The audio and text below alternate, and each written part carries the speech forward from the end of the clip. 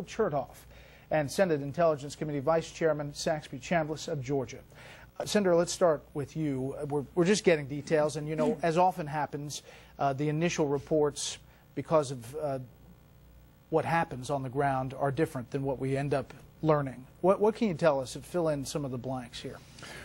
Well, what you have alluded to with respect to the differences and what's come out in the last few minutes versus what we heard initially, Brett, is true, and we're going to hear more differences of opinion with respect to that, and the real truth is going to come from these guys who were on the ground. Fact of the matter is, this was a very sophisticated operation. It was long in planning. I commend the President for finally pulling the trigger, making the decision to do that. That was very courageous on his part. But let me tell you, it's guys like Mike Chertoff and Mike Hayden and Porter Goss and George Tenon and George Bush who laid the groundwork for this, and this President picked up that mantle.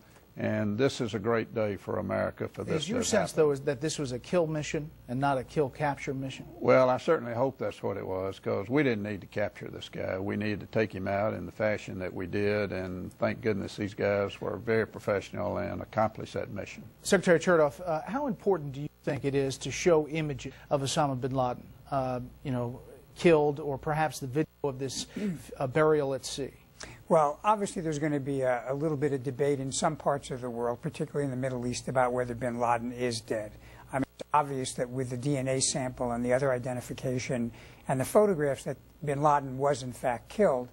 But knowing the way the conspiracy theory operates in some parts of the world, there will be an effort made to suggest that somehow it's a phony type of scenario. So I think it is important to be as transparent as you can, bearing in mind, obviously, wanting to preserve certain things that are perhaps sensitive or classified. The heightened state of alert that was put out, a warning to American citizens traveling abroad, you've seen this in the wake of other big captures.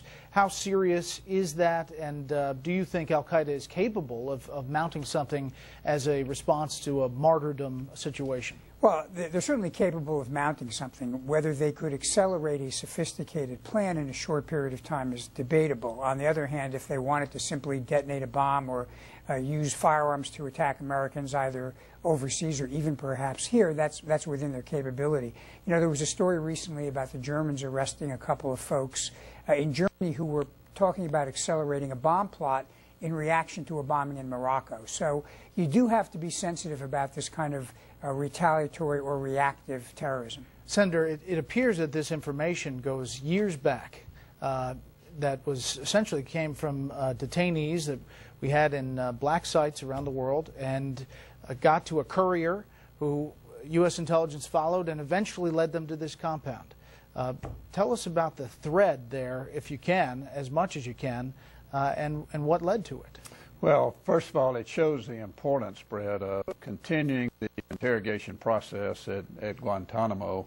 It also shows that the CIA does a very good job of interrogating high-value targets. They're the ones that interrogated the source that ultimately led to this. I know there's some question about exactly who that was, whether it's KSM or Al-Libya or whatever, but again, those kind of details I think will be forthcoming over the next several days. But as you look back at information that was gained from the interrogation process on targets such as Khalid Sheikh Mohammed, we're going to be able to disrupt and interrupt activities of al-Qaeda for years to come because of that information.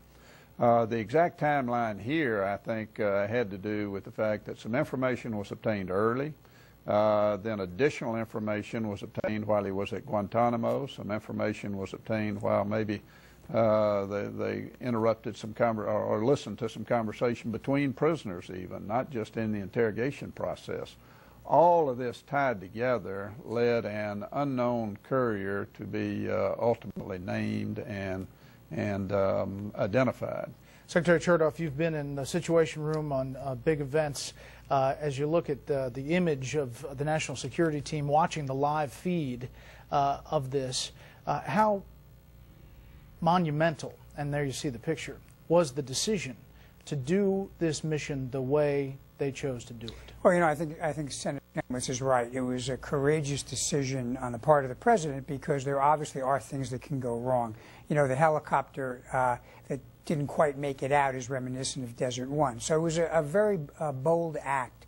At the same time, look how far we've come in 10 years. Look at the capabilities we've built so a president can rely upon the ability to integrate analysis and operations and to do it in a seamless way. And that's really a tribute to thousands of men and women who've worked on building this capability in the last decade. 10 seconds here. Do you think this leads to more captures or kills?